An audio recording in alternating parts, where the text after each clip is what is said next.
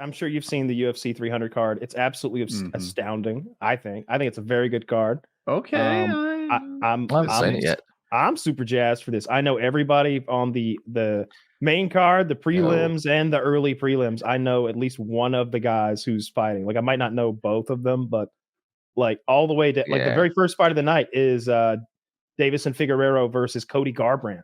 Like that's the early prelim, like jerking the curtain first thing of the night. The second fight of the night is Bobby Green versus Jim Miller. Jim Miller has fought at UFC 100, 200, and now 300. He's on a win streak. He's on like a 4 or 5 fight win streak or something like that. They've tried to feed him to young and up and comers twice, and he beat them both. So now they're letting him go against Bobby Green, who's just a real fun fighter to watch and an older guy himself, barely in the top 15. Jessica Andrade. I hate Jessica. Did you mention that he won at 100 and 200? I didn't mention that. I didn't know it, but I mean, that's great. He actually showed up at like a press event with his UFC 100 jacket that's been in the closet for like 15 years. That's insane. And Holly Holm, I forgot she existed. How? She fights every 3 months on a fight night card. Yeah, man, I thought she just beat the piss out of that other chick, and then everyone forgot about fucking women's UFC. Holly Holm, it gets rolled out. I don't know how. She is very active. She's always fighting, and she's always one fight away from the belt, literally. Because those divisions are so fucking shallow. But all the way up the thing, like Aljamain Sterling is fighting Calvin Kattar, and that's in the prelims.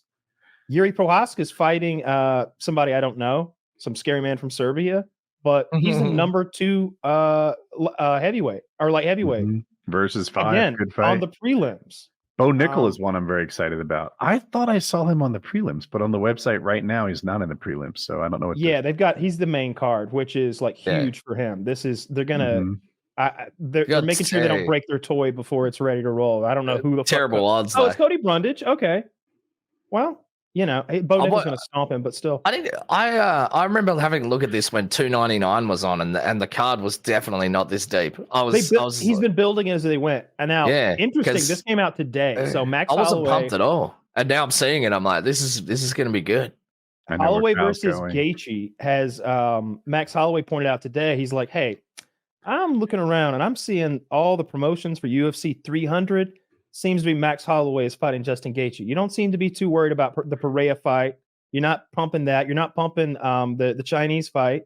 You're not pumping that. You're pumping my fight. It feels like I'm the headliner of this fight. So, Hunter, you need to talk to my people. We need to get this money right because it's not looking. It's looking a little not so good. And it's like they fight Saturday, don't they? Or is it next Saturday? I saw that too. There was no conclusion. I think it's a little. I'm sure there's somebody scrambling right now negotiating. I did see a little too late to start altering the contract 3 days before it's on. That might be the time. I don't know. Maybe it's hard. UFC negotiates well. I feel like if I was negotiating with Dana White, I would walk away with no money and a good lesson. Unless you wait till the last minute where you can't be replaced, where they've made all the promotions already. They've spent all the money. They sold all the shirts. Your name's on the billboards already. There'd be walk away contract like ramifications. Like if he's just like, I'm not going to fight and he's not injured, they'd be like, okay, well then we're going to ass rape you. Like they can't do anything to him. I don't think they can do anything to him. Surely they can. They'll have ideas, right? Like he'll say, I don't he'd never fight again.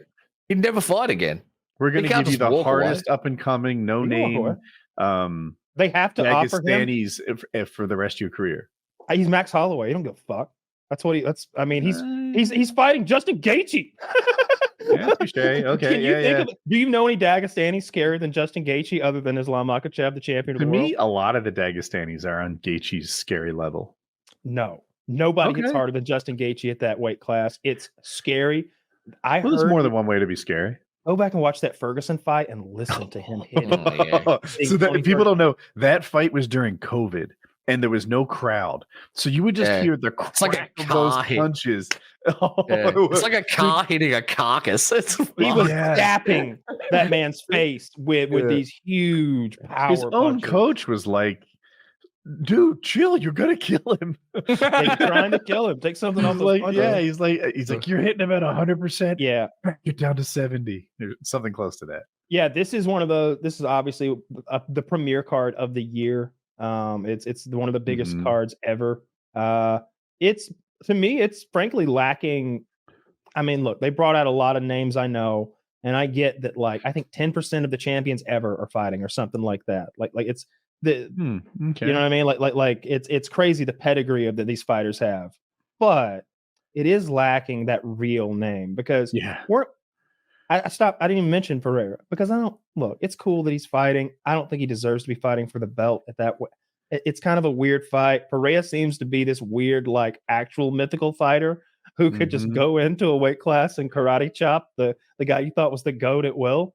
And just some of the biggest draws, Jon Jones comes to mind. Conor McGregor comes to mind.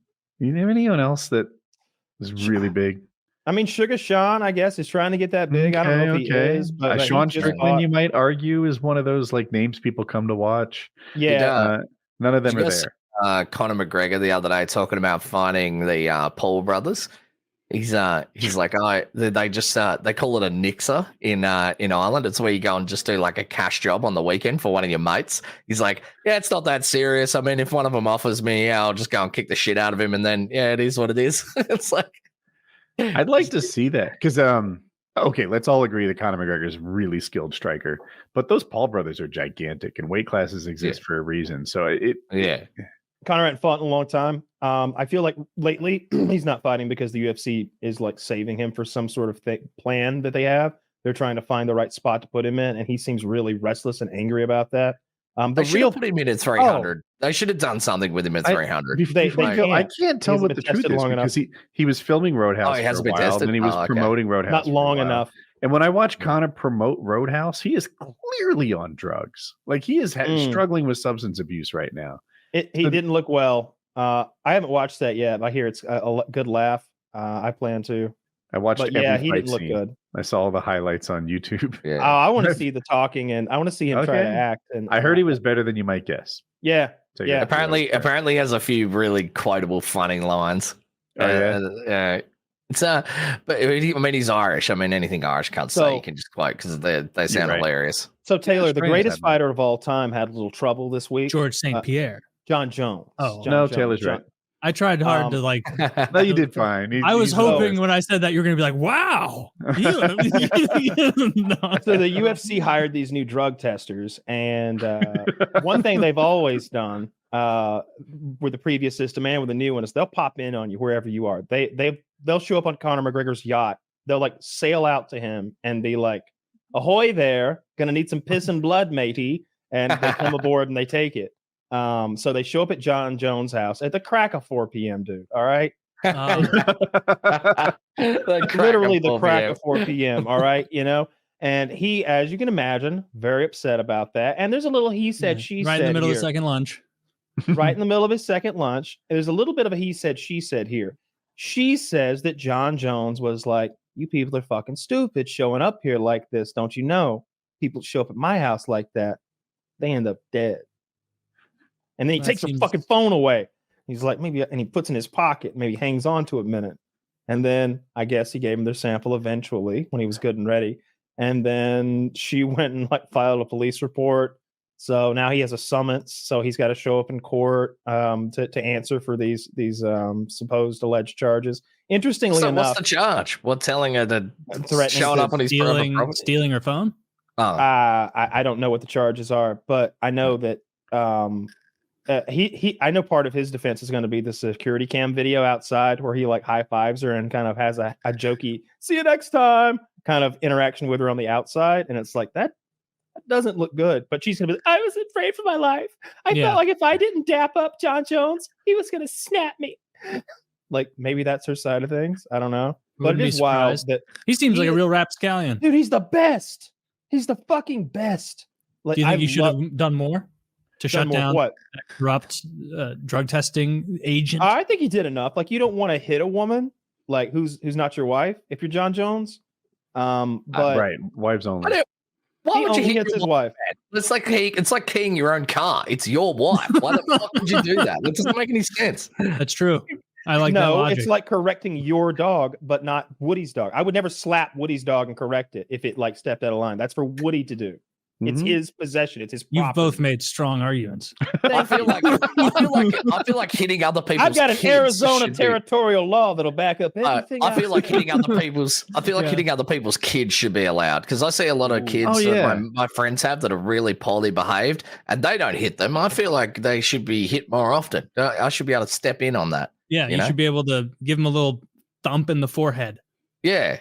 Even just like just a backhand slap. Like, I'm not going to punch him. Sure.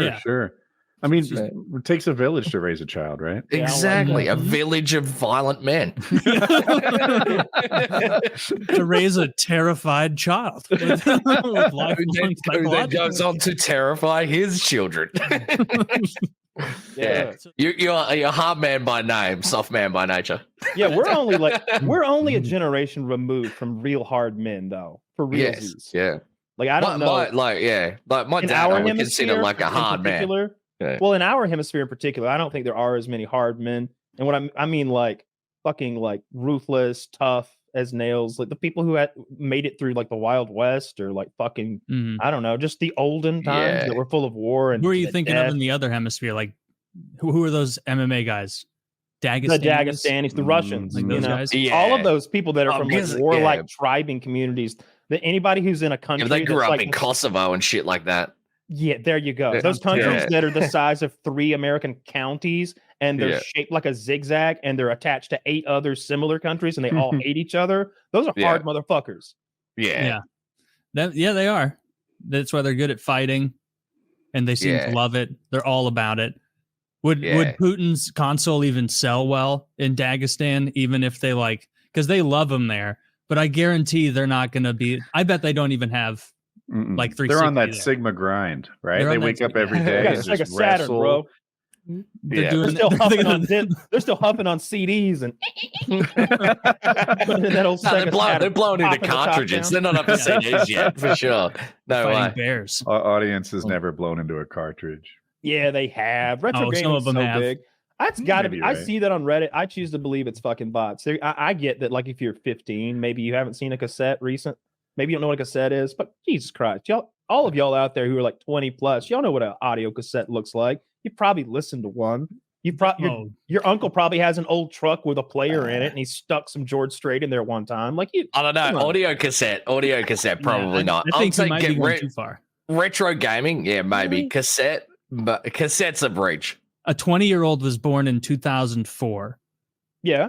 And so CDs I would not be surprised at all if they have no experience whatsoever with cassettes. Like, they probably barely have used CDs. They've never put they probably haven't used CDs. Like, 2004. Oh, they've never done one of those. They put the pencil in there and fix Man, I bet they look at that and they're like, what? In olden times, they would force the children's fingers into this slot. That's how they got you to read. Yeah, if you look in the old paintings, the children have very pointy fingers. Look at how grades went down after they got rid of that. Yeah. Eddie Bravo has had a lot of concussions, Woody, and heavy drug use. And he knows how to get clicks. So, and you combine those three things together, and I just can't put anything he says. That's fair. In normal context. He's just a guy who I think genuinely believes it. I've seen him wind Alex Jones up before. I love it. It's been on Reddit a few times lately. And when I see that he has that ability, like to do that, I imagine that perhaps he does that a little bit when he comes on. He's like, I want to be a good guest. Well, we get a lot of clicks when you say some crazy shit. So I'm going to go on there. I'm going to let them know the Illuminati's in charge. Alex Jones was telling the truth. Pizzagate 2024. They're sucking his fetuses dry. There's this thing that Kyle just referenced. Alex Jones is on the Joe Rogan podcast, and Eddie Bravo's there too. If I recall, it's just the three of them. Alex Jones is explaining that the Democrats want to kill babies after they're born, right? Post-delivery, I don't know, pocket knife, emperor, thumbs up and down. And Eddie Bravo is like, that's not true. That has to be conspiracy theory. At which Alex Jones goes bonkers. And he's like drawing on proof, like a senator speaking on the House or something like that. And Eddie Bravo disregards the source because it's YouTube. But it's like C-SPAN or something. But he's like, that's YouTube. That doesn't count.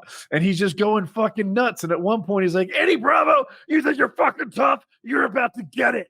And my favorite part of all of it is Eddie Bravo is laughing. It's the fun. He's laughing in his face. That is a man without a shred of concern. Eddie Bravo, if you don't know, world champion Brazilian Jiu-Jitsu guy, fighter, just trained a couple. He's not just and like an innovator in it. Like Yes. he's the guy. He's like, I invented a new move. It's a leg slicer and it's a leg slicing pain move and a joint distressing move. So I can tear their knee out if their calf doesn't hurt them bad enough. So he's not afraid of Alex story. Jones at all.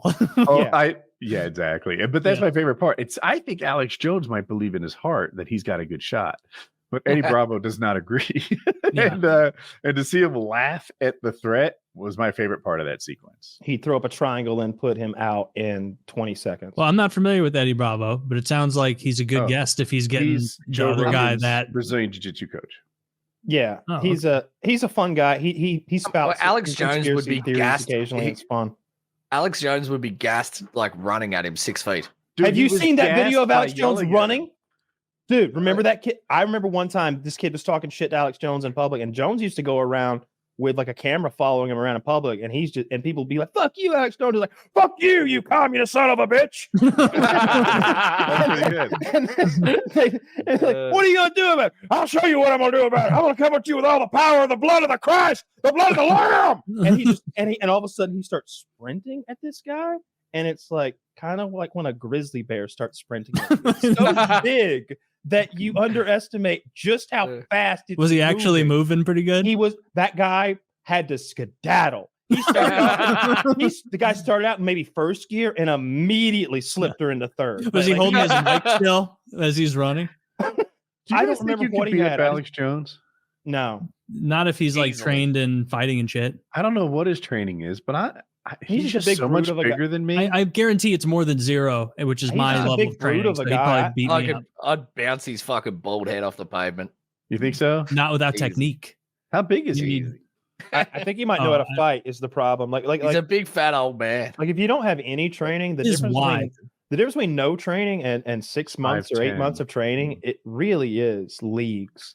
Like it really is just leagues. If somebody knows a couple of jiu-jitsu techniques and proper striking form and how to maintain distance, then you just want to leave that man alone. Too. He can kill you. Like if he can wrestle and he can throw, like if he knows how to throw you over, do a hip throw or something, we're in a parking lot. That man can kill you so fast and you'll if you've ever been like in a car accident and you got whipped and suddenly your grip was broken in a way that you didn't know it could be, that's how fast you die. You'll be flying through the air, unable to react, and your head will be eating pavement because that's what they do. If he's a wrestler, that's what he's going to do to you. If he's a jiu-jitsu guy, he might have fun testing out his calf slicer and rip your knee out in a way where it never works again.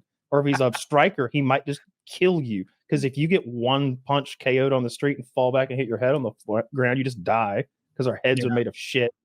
Oh, it's rap time? Is it rap time? Okay.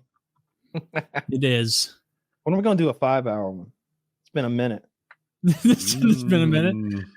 Don't even put that out. You commentate the UFC and do a 5-hour one. It's more than 5 hours of. We could record us watching all of the fights, and then that would force Taylor into watching like 8 hours of UFC with us. That would actually be like kind of a fun thing to do. That could be a Patreon exclusive. Then we would have a reason to buy the fight and write it off. Yeah. And also get really, really high. Woody's going to write it off, but he's going to steal it. Another creative accountant.